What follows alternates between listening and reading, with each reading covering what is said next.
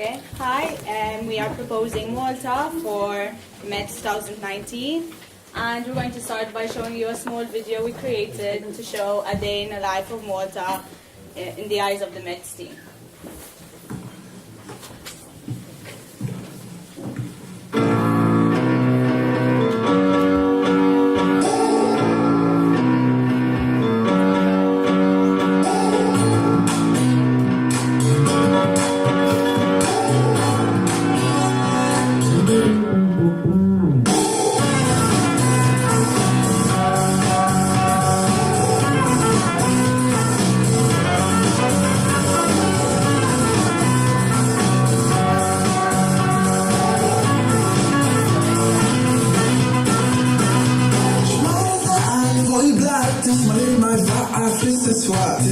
على الاستجابة ينزل الشمس أحمرها حنطلع في centro energia pura col colore mortali نكبر في الصيد عملوا ظلام نسوة توسع سنوريك الدنيا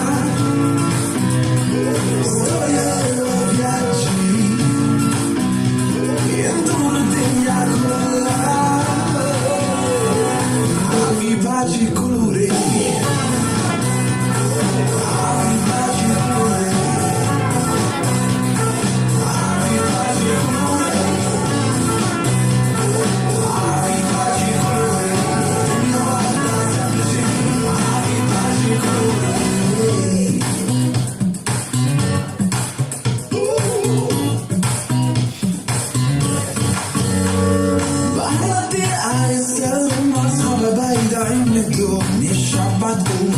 televisione alle frenti dunia waħda sempliċi ħafi paċi kolori ziftit kreativ astrat iżda pozitiv sembrik id-dinja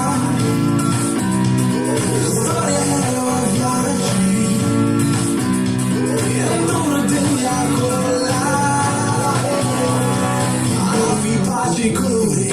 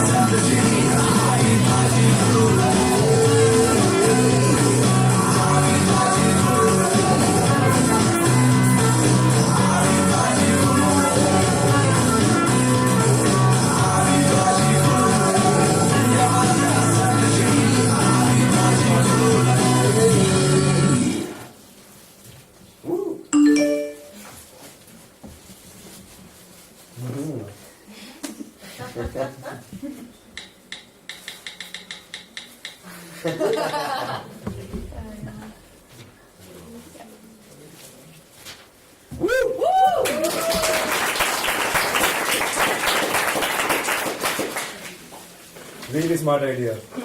Yes. So the 27 degrees on the back is guaranteed every day, all day, right? Most of the air. Okay. Yeah. Right. Yeah, you can use it. Yep. Okay. Okay. So we are the Meds Malta team, and most of you know us three from this year's Meds, and Martina and myself for the national contacts, along with Valentina now, who's joined us. She's an architecture student, and the team also consists of Jean-Pierre and Steve, who unfortunately couldn't make it, but they're also forming part of the team who are graduate architecture students. So we are as most of you know, we are a very, very small island. We are 27 kilometers from one side to the other, which is probably smaller than most of the cities you are from. We're in the center of the Mediterranean Sea between Sicily and Tunisia. And the main archipelago consists of Malta, the sister island, Gozo, and the uninhabited Comino. So although we are a very small island, we are very densely populated. We have a wide spectrum of culture, history, and heritage. One of the best reasons to visit Malta is because of the climate. We have an average temperature of 32 degrees and 12 hours of sunshine, and the sea temperature is also 27 degrees, so very warm. So our Maltese cuisine reflects our history. It shows strong Sicilian and English influences, as well as Spanish, French, and Provincial, and other Mediterranean cuisines. So we have quite a few traditional dishes. Most of them are pasta, fish, and meat dishes. In Malta, a day's work in terms of money is about €8. So for the workshop, basically you can spend around €8 for breakfast, lunch, and dinner. So we obviously also have the nightlife, which in summer is always booming, and there are organized parties every weekend and various clubs you can go to. One of the main events is Isle of MTV, which is free and takes place every year in June, which hosts a number of world-renowned artists, such as Wiz Khalifa, Lady Gaga, Maroon 5, etc. And there are also various international DJs which come throughout the summer to host various day parties and night events. So we have quite a rich history and wealth of heritage sites.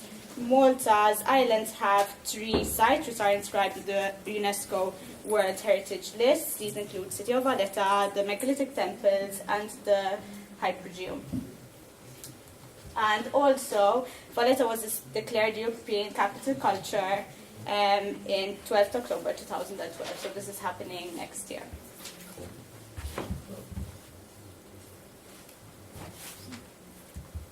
So, as you know, Malta is really tiny, don't even show on the map, but Right under Yes, the location is very significant and it's quite easy to get there from most places. Some mostly are direct flights. These are the airlines which travel to Malta, and the average prices from these places. In order to lessen the travel costs, we came up with 2 ideas. One of them is to ensure that the application process occurs early to give the participants sufficient time to book their flights before prices go up. We're also discussing the possibility to set funds aside for a travel grant that for flights that are over a certain amount, those which will be over a certain amount, and establishing incentives with local airline companies. So we're also looking at possible locations for the workshops. One of them is this, which is an abandoned site called Talfer Complex. It's an abandoned holiday resort and conveniently close to one of the most popular beaches called Ain Tufeha. And the site is relatively secluded with various open and sheltered spaces.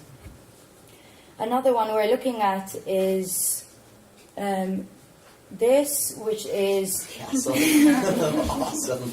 called Palazzo Virtu, which is a private residence that is rented out for various events, including weddings, day parties, and other big events.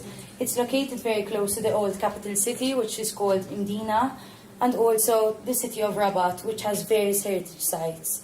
The site itself has plenty of open spaces, which is really good for the workshops. The next one is called Fort Ricasoli, which is a 17th century knight's fortifications and is one of the largest bastions forts in the Maltese Islands. The grounds have been used extensively as a location of various feature films, including The Gladiator, Troy, Agora, Assassin's Creed, and Games of Thrones. These locations have all been, they're very accessible and we'll probably get the permission to use them. We're more looking into now if we get chosen, which would be the best for meds, but most of them won't have a problem for the workshop. Because they've already been done before, and we have the contacts to do that. So next is theme.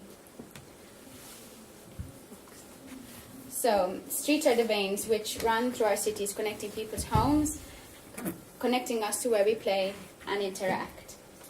And the situation in Malta, unfortunately, is not so romantic. Streets have been invaded by the car. Trees and benches have been removed, sidewalks narrowed, and tarmac laid until the doors steps of our home. As you can see, we have the different sides of streets. You have the old country, village cores, urban conservation areas which aren't touched. But then when you move out of these centres, you get the highways and the streets, as you can see on your bottom right, which are completely overtaken by the car. Combining tactical urbanism methods, which are a collection of low-cost and temporary changes to the built environment, usually in cities, intended to improve local neighbourhoods and city gathering spaces, we wish to invite MEDS through the identification of some local street sites to help us rethink our streets and show locals that Maltese streets can serve the primary function of being a space for people. So the theme we came up with is scapes, and the workshops will vary. So the theme escapes, and each workshop will tackle a different issue or aspect of the streets of our island. These include shadescapes, restscapes, and movementscapes, just to name a few. These would ultimately be up to the interpretation of the tutors and the project they come up with. We also aim to include mini workshops. Rather than just a lecture series, we would like to provide for mini workshop experiences whereby participants can explore traditional craftsmanship, which will be led by Maltese professionals. These include stonework, hand-woven lace, and glass blowing. Finally is the funding section. So through our research, we have found that we are actually eligible to various grants. And these will allow substantial funding from the following associations. First one is Erasmus+, which is supported by the European Commission. The Malta Arts Fund, which is a local fund from which we may be entitled to both their organisation fund as well as their large project fund. And finally, the Ministry of Finance can support us through their Good Causes Fund. These are some of the organisations that we have contacts to, including the Malta Tourism Authority, Heritage Malta, and Din Art Helwa. They are useful for their wealth of information on sites and procedures, as well as the Planning Authority and Malta Transport, which focus on permit allocation and legal advice. Apart from these, we also have contacts for various ministries, including the Ministry for Education and Employment, Energy and Health, Transport and Infrastructure, and Justice, and Justice, Culture, and the local government. Now we've spoken to a financial coordinator of a previously organised large-scale workshop hosted in Malta. And we have started to look into projected income and expenditure and how this will be divided into the respective sectors.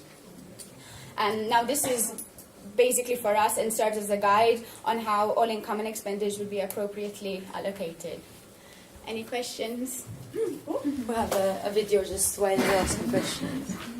It's a GoPro footage. I read that one. Yes. Any questions? Sorry? We showed 3 of the locations. Those would be. We could be. No, it's both. So we'll be working and living in the same space.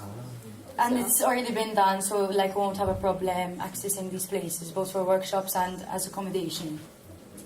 It won't be the level of comfort of sleeping in a hotel, But then it's again, part of the experience. Exactly.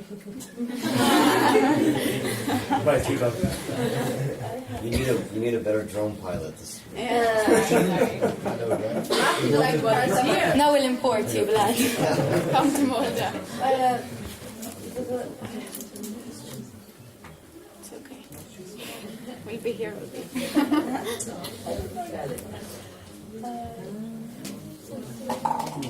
Yeah, about the theme, how, can you just clarify a little bit, because I understand the main core, but how, would you like to address this?